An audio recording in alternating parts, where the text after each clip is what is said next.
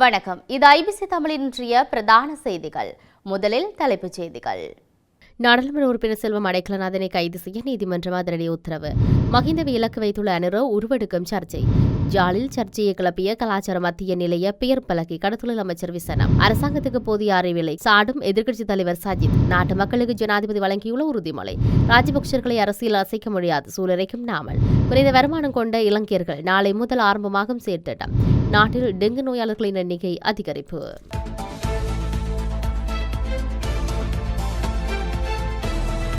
இனி தொடர்பட விரிவான செய்திகள். வன்னிமாவட்ட நாடாளுமன்ற உறுப்பினர் செல்வம் அடைக்கலநாதனை உடனடியாக கைது செய்து நீதிமன்றத்தில் முன்னிலைப்படுத்துமாறு அனுராதபுரம் மேல் நீதிமன்ற நீதிபதி உத்தரவிட்டுள்ளதாக தகவல் வெளியாகியுள்ளது. உள்நாட்டு போர் நடைபெற்ற போது இலங்கை பற்றிய தகவல்களை அதிகாரப்பூர்வமற்ற இந்திய ஊடகம் ஒன்றுக்கு சட்டவிரோதமாக வெளியிட்டது தொடர்பாக அனுராதபுரம் உயர் நீதிமன்றத்தில் நிலுவையில் உள்ள வழக்கு ஒன்றில் அவர் முன்னிலையாக தவறியதன் காரணமாக இந்த உத்தரவு பிறப்பிக்கப்பட்டுள்ளது.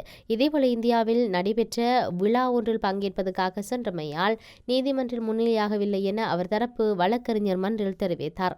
அத்துடன் நீதிமன்றத்தால் வழங்கப்படும் அடுத்த திகதியில் அவர் முன்னிலையாக தயாராக இருப்பதாகவும் அறிவித்திருந்தார்.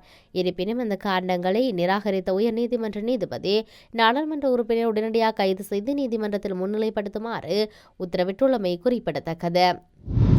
முன்னாள் ஜனாதிபதி மஹிந்த ராஜபக்சவை அவரது இல்லத்திலிருந்து வெளியேற்ற அரசாங்கம் சதி செய்து வருவதாக முன்னாள் நாடாளுமன்ற உறுப்பினர் பிரேமநாத் தொலவத தெரிவித்துள்ளார்.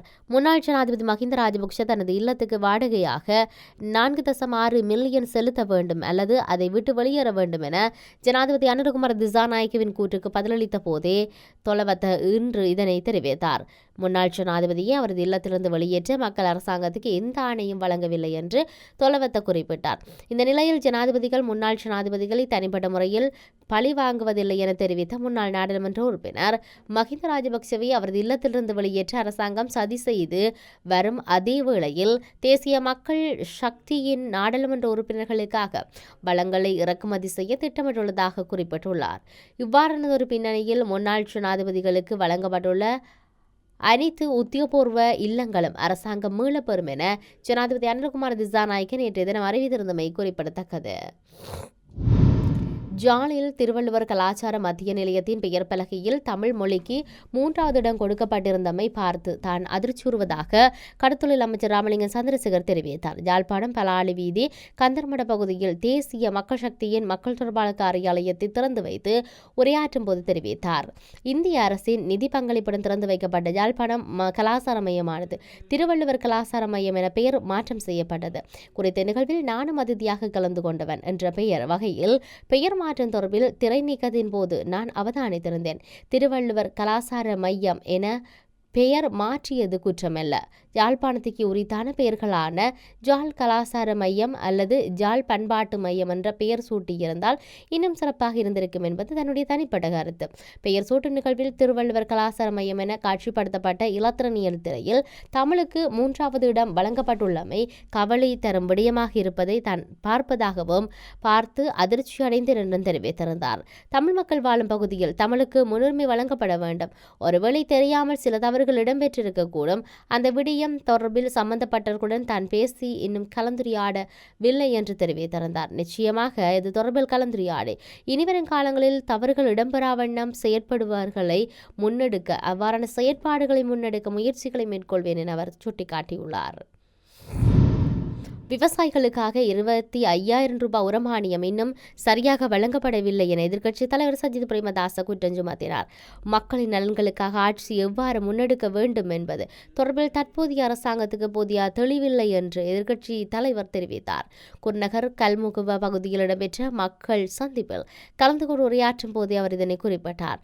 தொடர்ந்து அவர் கருத்து தெரிவிக்கையில் விவசாயிகளுக்கான 25,000 ரூபாய் உரமானியம் இன்னும் சரியாக வழங்கப்படவில்லை. இன்னும் இதுக்காக ஒதுக்கப்பட்ட பணத்தில் 40% மாத்திரமே பயன்படுத்தப்பட்டுள்ளது. 25,000 ரூபாய் முழுமையான மானியம் முறையாக வழங்கப்படவில்லை. தற்போது நெல்லை விதைக்கும் காலம் என்பதால் உரமானியத்தை உடனடியாக வழங்க வேண்டும். காலங்களின் அழகான வார்த்தைகளை பயன்படுத்தி அறிவிக்கப்பட்ட விடயங்கள் இன்று சாத்தியமில்லாது போயிருக்கின்றது. பேச்சும் செயலுக்கும் இடையே பெரிய வேறுபாடுகள் காணப்படுகின்றமை தெளிவாகின்றது என எதிர்க்கட்சித் தலைவர் சஜித் பிரேமதாஸ் தெரிவித்தார். நாட்டில் இனி ஒருபோதும் அரிசி தட்டுப்பாடு ஏற்படாது என ஜனாதிபதி அனுகுமார திசாநாயக்க உறுதியளித்தார். கொரணை பகுதியில் நடைபெற்ற மக்கள் சந்திப்பில் கலந்து கொண்டு உரையாற்றும் போது இதனை தெரிவித்தார். அரிசி பிரச்சினை உள்ளது, ஏற்றுக்கொள்கிறோம். பற்றாக்குறை ஏற்பட்டது, தரவுகளை இன்மையே அதுக்கு காரணம். நாட்டில் எவ்வளவு அரிசி உற்பத்தி செய்யப்படுகிறது, எவ்வளவு நுகரப்படுகின்றது, எவ்வளவு பற்றாக்குறை காணப்படுகிறது என்பது தொடர்பில் தரவுகள் இல்லை. இனிவரும் போதும் அரிசி தட்டுப்பாடு ஏற்பட்டாது. இந்த பெரும்போகத்தில் நெல் இருப்பது தனியாரிடம் மாத்திரமல்ல, அரசிடமும் நெல் தொகையை வைத்திருப்பதற்கான வேலை திட்டத்தை நாம் மேற்கொண்டிருக்கோம். நிர்மாணிய விலையை விட இந்த ₹1 அதிகரிக்கும் அரிசியை விற்பனை செய்ய இனி இடமளிக்க மாட்டோம் என்று தெரிவித்தார். ராஜபக்சர்கள் அரசியலிருந்து ஒருபோதும் வீழ்த்த முடியாது என ஸ்ரீலங்கா பொதுஜன பெரமுனவின் தேசிய அமைப்பாளர் நாடாளுமன்ற உறுப்பினர் நாமல் ராஜபக்ஷ தெரிவித்தார். ராஜபக்சர்கள் 2 தேசிய தேர்தல்களுக்கும் பின்னடைவை சந்தித்திருக்கின்றார்கள் என்பது மட்டுமே உண்மை. ஆனால் அவர்களை அரசியலிருந்து போக ஒருபோதும் வீழ்த்த முடியாது.